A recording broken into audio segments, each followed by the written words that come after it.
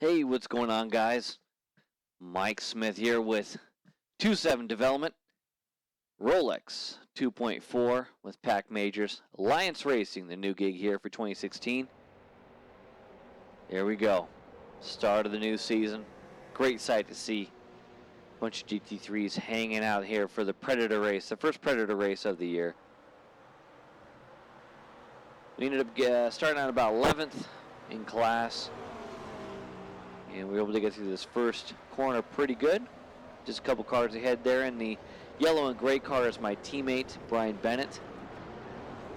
Unfortunately, as we get to the S's here, it's going to all end in tears for probably third on back to about 9th.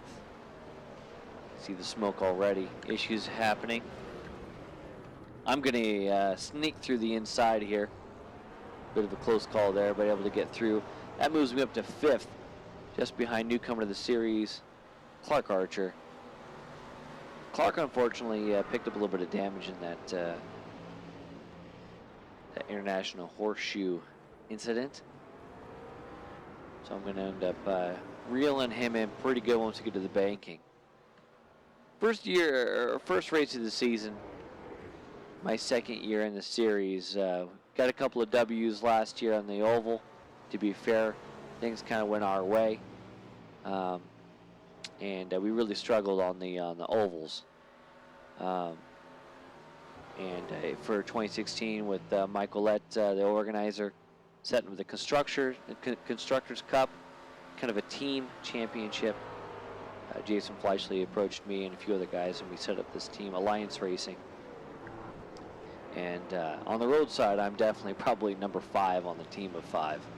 And I really got to, throw a thanks out to everybody on the team for helping me out get a lot bit faster, and learning more about cars and whatnot. I was a BMW driver all last season, and jumping into the Macca was a bit of a risk for me, and it's definitely the way to go. As you actually see the entry list, it was mostly Maccas, just because of that top end speed that we had.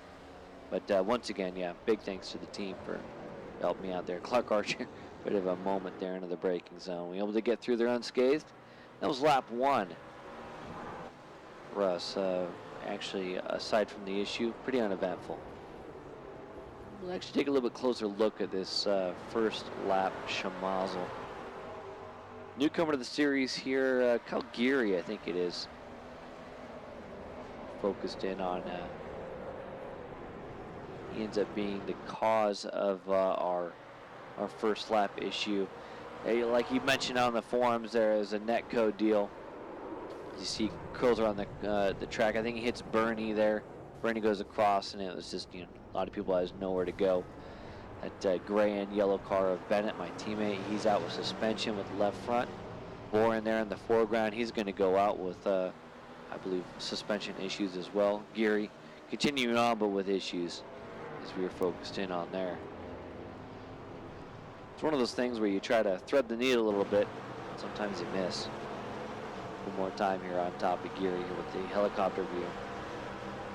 We're pretty spread out, but then you get down to turn 1 and the natural accordion just starts to happen. And this reminds me a lot like last year. We all kind of accordioned up, and it was pretty good. Looks to me like there's just Geary's got the right foot down when he gets that little bit of grass on the right-hand side. That was all she wrote. Bounces off the inside wall, comes across, hits Boren, which hits up a couple more guys through there, including, like I said, my teammate Brian Bennett, who's out and has to take the tow. And take a look here. This is actually from Bennett's viewpoint. Bennett was actually one of the faster guys in practice. One of, if not the fastest in practice. He was really fast, and was definitely carrying the torch in GT3s for Team Alliance. Yeah, and you see he's looking pretty good, but then it gets a little bit of a doink, and the suspension's busted right there, and the thing just goes straight. He ends up getting another secondary hit, which is inconsequential at that point. Now, this is from my point of view. I'm running back here in 11th on the start. I'm not really going to see the cause of it, but this is where I want to point out the new smoke model. It is horrifyingly accurate. When it happens, man, you got to respect the smoke and just back off. I mean, you'll see here, as soon as it happens, I don't really know what's going on. I can't see, so I'm getting on the brakes more than I actually needed to, but it was safe. Bit of a moment there with Boren. We were able to continue on. Clark Archer slots into the picture there. But yeah, when the smoke is up, man, you can't see. I think it's going to play a really, really big part when we go onto the ovals, because when the bad things start happening, you're going to have a heck of a time trying to sort your way through it. So this puts me in P5. As you saw in the first lap, I'm going to be able to dispatch Archer pretty quick. It's going to put me in P4, which I'll then set my sights on Hutchison, who's up there as we can see him in third. Up front is Reynolds and Jubinski. They are bye-bye. They are gone. They're in front of that Schmalzel, and they were basically untouched for the rest of the race. Here we are coming up on Hutchison. And I'll tell you what, ran a lot of laps with Hutchison in practice, and even last year as well. And the guy's clean. He's consistent. Does not make a lot of mistakes at all. And you know what you're going to get with Wayne. But good bit of a run coming out of the bus stop. And I'm hoping I'm going to be able to get him down into to 1. In practice, I was able to get a decent number of people in there, and it's mainly because they would break a good amount early for the entry here. Wayne does not really do that, coupled with the fact that I carry a little bit too much out. I'm able to carry the outside and stay in front of Boren there, who's a lap down. He just come out of the pits. But here's where I demonstrate what exactly not to do. Yeah, it's hard to tell right there. We're going to take another look at it, but that's basically, quotations, a dick move. We'll watch it right here. I got to run, and I'm trying to get up there and roll, and I just outbrake myself. And thankfully, Wayne is paying attention. And we have a little bit of an X there. I don't think it really hurts either car, and we're able to continue. But, yeah, apologies to Wayne now, and I also did during the race. Moving on forward, this is Boren.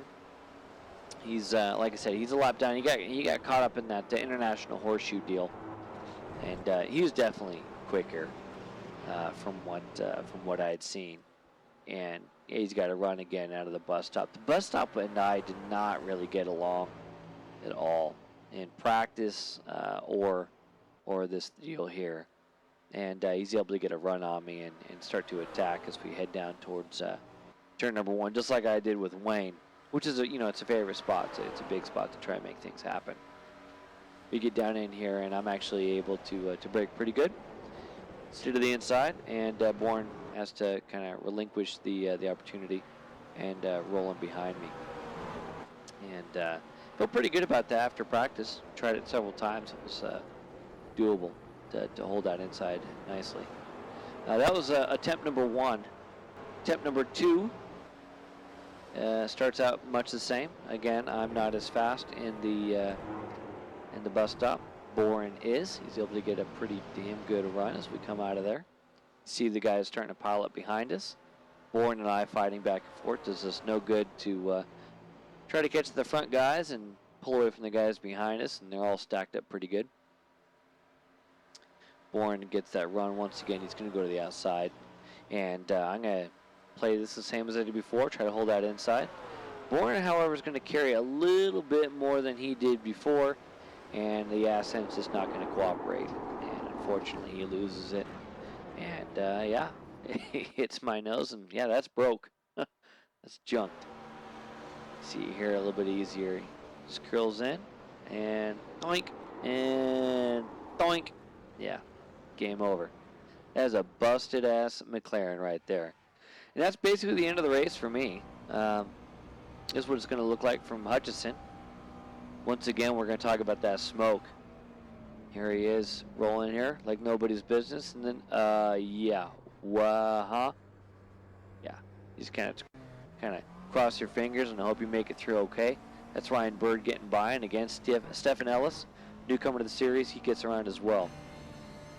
Now we're watching from Bird's point of view. When in doubt, don't be full on in the smoke. Bird kicks to the outside. Even he has a bit of a moment right there. Not sure where Bourne's going to be. He's able to clear the whole Magilla and get rolling. Our last shot out of here is going to be with Ellis.